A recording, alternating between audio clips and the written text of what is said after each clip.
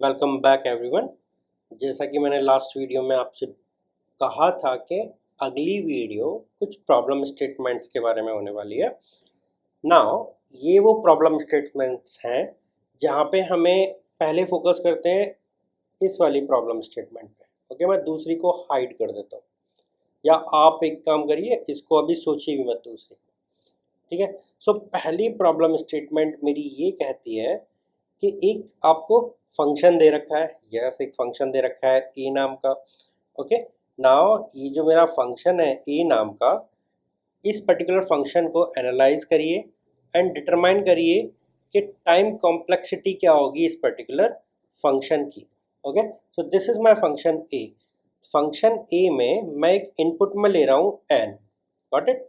Now N मैंने लिया and मेरा एक वेरिएबल बन गया सम, जिसकी इनिशियल वैल्यू है 0। नाउ मैंने एक लूप चलाया, for loop.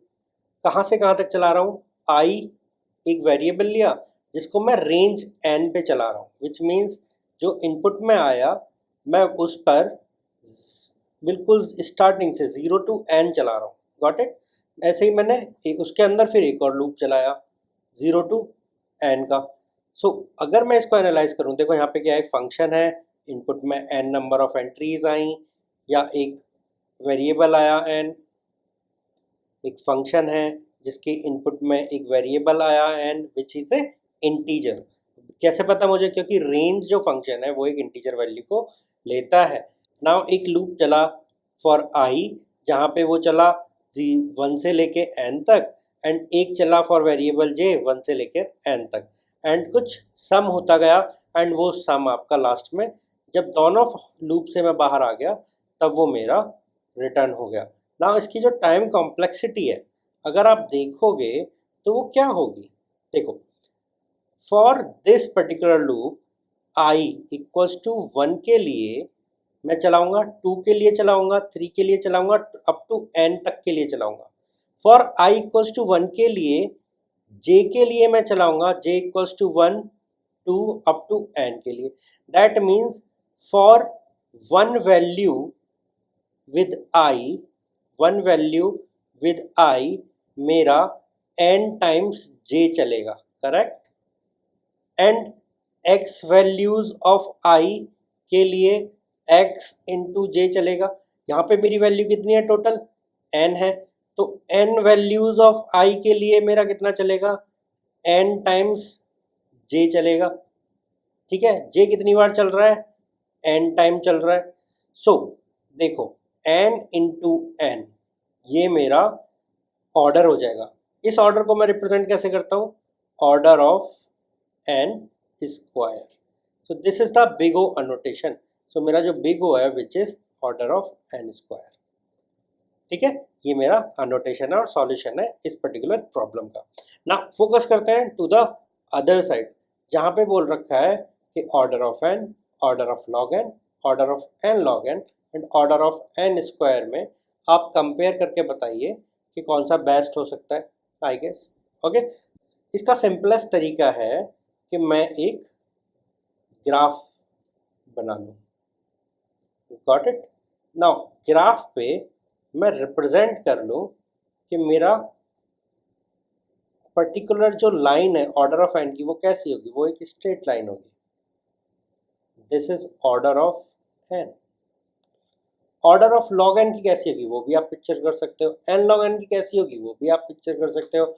And order of N square उसकी क्या होगी? वो भी आप पिक्चर कर सकते हो। Now order of N log N क्या होगा? Order of N log N मेरा इधर जाएगा, ऑर्डर ऑफ नहीं sorry, so order of log N क्या होगा? ऑर्डर ऑफ लॉग एन मेरा अप्रॉक्सीमेटली ये ग्राफ बनेगा। So this is order of log N.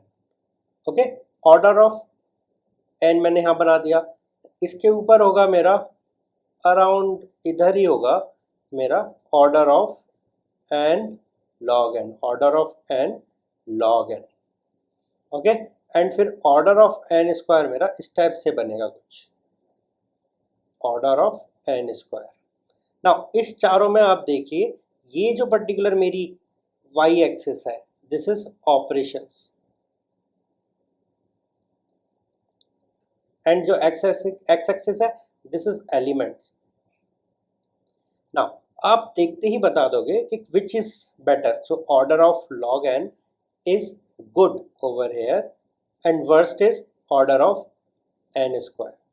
So this is the second problem statement. तो अभी आपको समझ आ गया अच्छी कौन सी है बुरी कौन सी है यूजिंग दिस ग्राफ। ओके, आप याद रखिएगा ग्राफ को, बहुत काम आने वाला है। So excellent choice will be order of one, जो कि बिल्कुल एक्स एक्सिस होगा। Okay, order of one which is X axis. Then उससे बेटर हो गया ऑर्डर ऑफ लॉग एन, उससे हो गया ऑर्डर ऑफ एन, उससे गंदा order of N log N, उससे भी गंदा order of N square, and उससे भी गंदा होता है which is order of N factorial. Okay, order of N factorial उससे भी गंदी चीज़ है एल्गोरिथमिक मैनर्स में, एनालिसिस की जब मैनर्स की बात करते हैं। So you need to know this.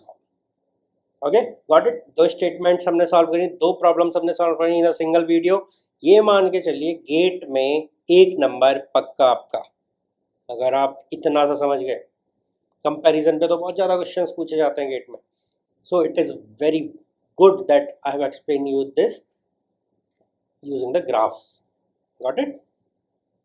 Okay, मिलते हैं नेक्स्ट लेक्चर में, जहाँ पे हम स्टार्ट करने वाले हैं first data structure in detail, which is क्या। सबसे पहले क्या चीज़ आती है, लिस्ट यूज में आती है। एरेज की बात करते हैं हम, स्ट्रिंग्स की बात करते हैं। सो नेक्स्ट लेक्चर में हम लोग ना एरेज एंड स्ट्रिंग्स की बात करेंगे। Got it.